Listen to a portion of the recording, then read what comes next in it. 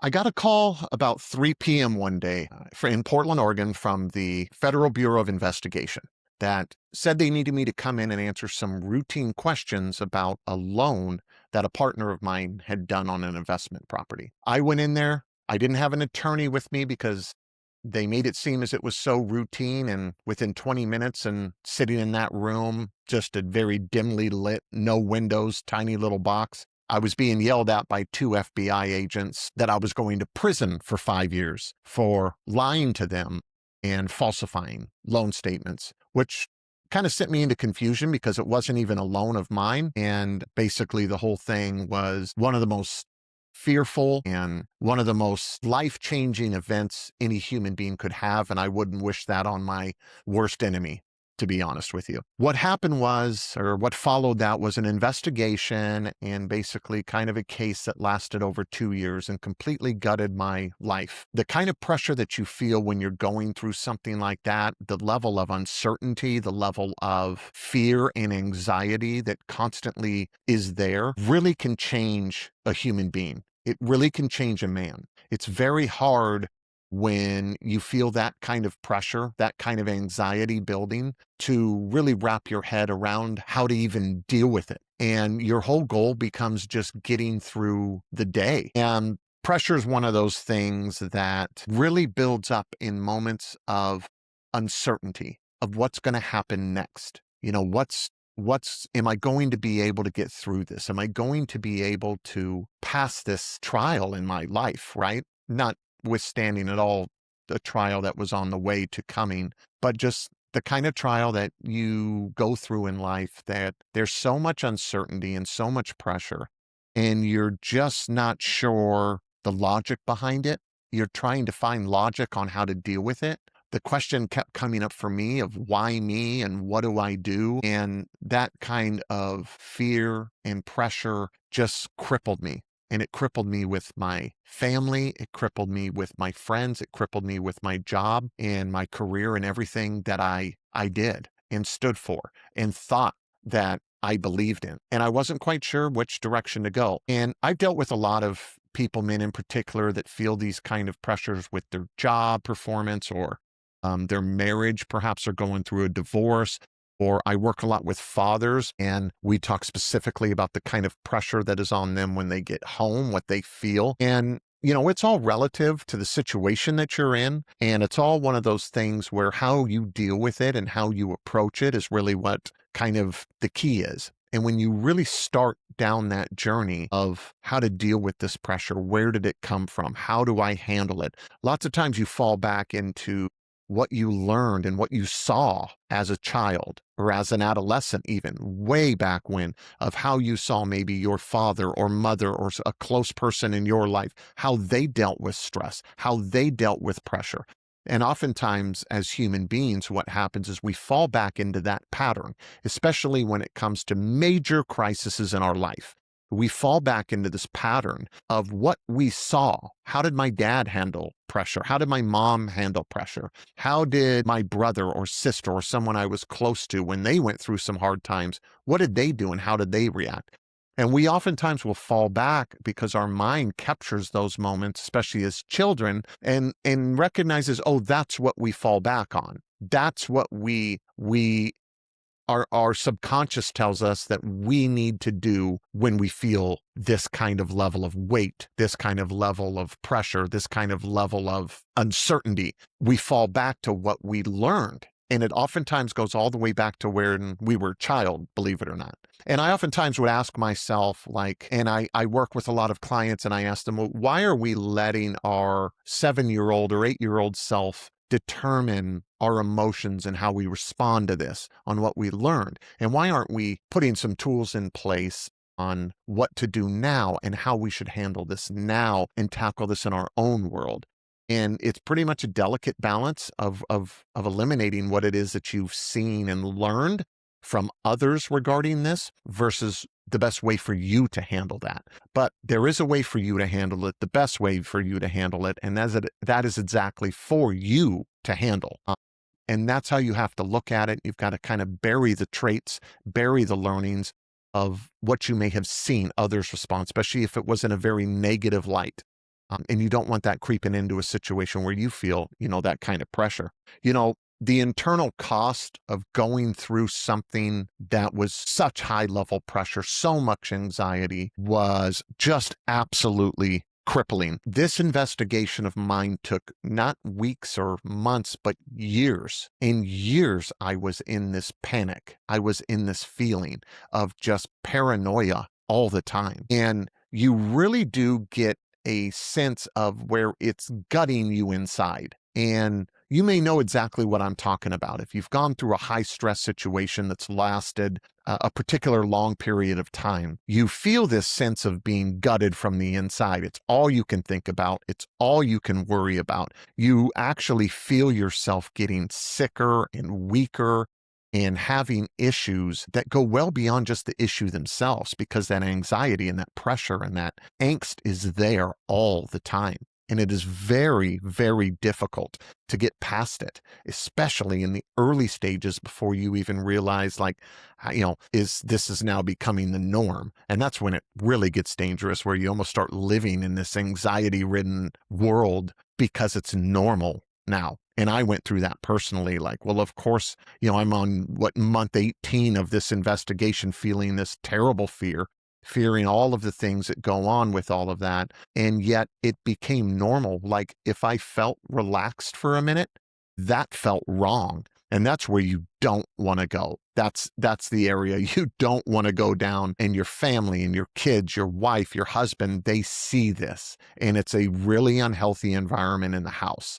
Really unhealthy, because you now feel like you almost have to create some chaos. You have to create something wrong in order to get this angst. You can't, because now that's normal to you. And you've got to make sure you get a hold of this, and you get a hold of how to control that anxiety and how you control that pressure and deal with that pressure long before that ever happens. I can remember sitting at home so many times, and I didn't know where to put the pressure that I was feeling. I didn't know if it was something I needed to just go work through it, or stay really busy, or spend extra time with the kids, or take my wife out, and just to try to get my mind. I really didn't know what to do. And because I didn't know what to do, it kept haunting me in everything I did do. So my kids would be able to see my complete absence. Sure, I was there physically with them, whatever we were doing, even if it was eating dinner, playing games, watching a movie, but I was disconnected. I was so focused on my anxiety. I was so focused on my fear, and I was so focused on the pressure that I was under, that I was absolutely not in the room with them. I was somewhere else entirely, and they could tell. I'd find that they would sit closer to me because they could tell there was something wrong. And kids are really perceptive when it comes to that type of stuff. It's incredible how perceptive they really are.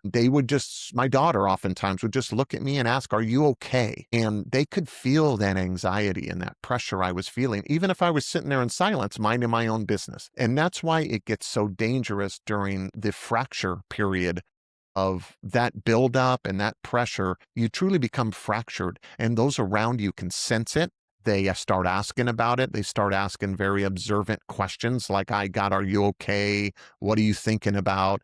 They'd have to ask me questions or have a conversation 2 or 3 times and repeat it, because my mind was on the fact of, am I going to go to prison for something I didn't do? And that fear and that kind of pressure and anxiety, no matter what it is you're going through, the family and the household can feel it. And that's why it's so important that your presence is 100% there. And it's not 100% or even 50% focused on something else that you can't control in that time. The pressure that you can't handle at the time. Those are things you don't want to worry about. And you don't want to worry about in front of your kids, in front of your spouse, in front of your family, in front of your friends. You need to be able to have an identity that doesn't carry that kind of weight into those rooms. And because they can sense it, they can feel it, and it actually just adds to more of the problem. I can remember dealing with this anxiety and pressure as I finally started to come to the conclusion that I was either going to have to go to trial, which we were, I believe, a week away at the time, or I was going to have to accept a plea deal, which was a way less. I didn't risk any prison or anything like that. And again, I say, for something that I didn't do. I was wrapped up in this real estate transaction, a very white collar crime, but due to an income number and some other things that were on the paperwork of this partnership, I got tangled up in it. And as this long process drew out, I had to make a conscious decision to go fight it,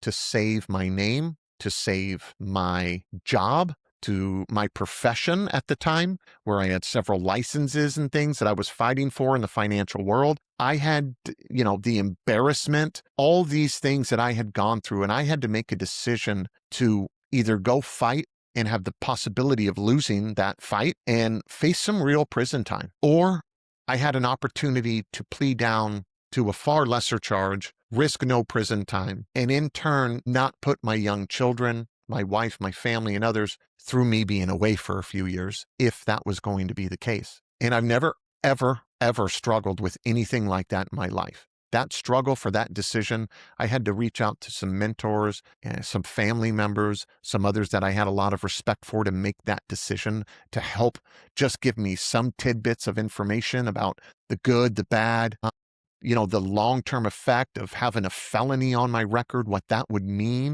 Couldn't get a job, everybody that would know about it, wants to ask questions and wants to know, like I said, anything. And as far as big corporate America, my career in the financial services industry completely gone. But at the end of the day, I came to the realization I could not risk that time away from my kids, from my family. I had to make sure through that painstaking process of what I was really weighing. And, was I weighing fighting for my name and reputation and my individual future? Or was I actually going to put a lot of weight into my children and what would happen to them if their dad was sent to prison for 2, 3, 4 years? A non-working spouse at the time who had relied on me for income, for our family's income. My wife was going to be abandoned and on her own, raising 2 small children. Could I put them through that? Could I legitimately sit there, if found guilty, and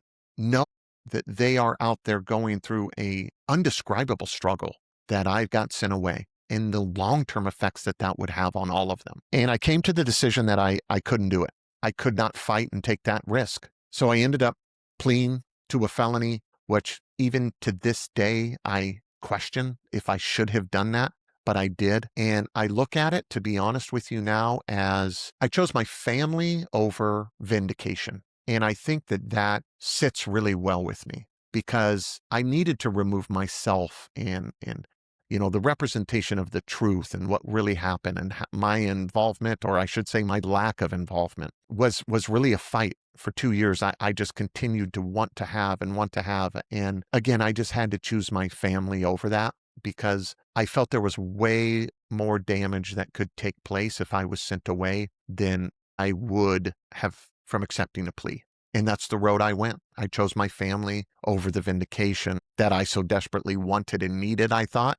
But more importantly, it was my family and my kids and what they were going to potentially experience, which I could not and would not allow that to happen. So after I made that decision, I realized that those 2 years of my life were gone. That pressure that I had brought into the home, the anxiety, the angst, was now ready to be eliminated. And I really didn't know how to do that. It took some time, but I learned a lot about pressure through this. I learned a lot about control. I learned a lot about identity and what really matters. And the things that really matter are, your family, your presence with your family or in your life, just your overall presence, not to let the pressure mount and take you over completely and change who you are and change the circumstances of those around you. That is what I learned the most through this process. It was a painstaking process. And what I found really mattered was my attention to my kids, my attention to my family,